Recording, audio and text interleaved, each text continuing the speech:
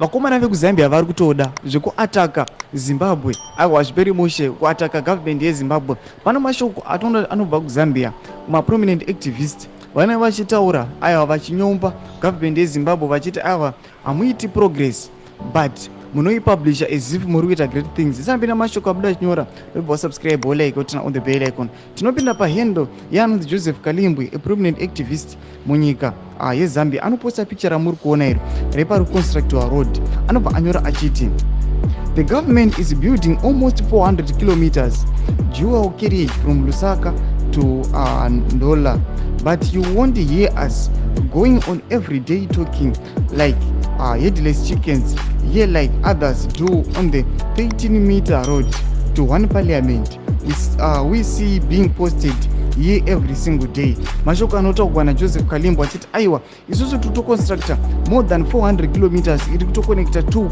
mabig cities, but tikaona kuti imwe government, obviously government of Zimbabwe, nomuri constructor road to the parliament, anonyora chiti inenge ichioneka distance kadiki, tinoona kuti inenge ichizadzwa pasocial media aiwa nevakomana publicity neinformation vachingoposta aiwa road isangana mbokura isini kumboenda Norway. Mashoko arikutaurwa naJoseph Kalimbwe achiataka aiwa vakomana vemuZimbabwe. Tudze mafungiro enyu munoti kudii pamusoro pemashoko ake aiwa anototsoma vakomana vegovernment yaED Mnangagwa. Pina comment section medu musangano subscribe kulike chinotina on the bell icon.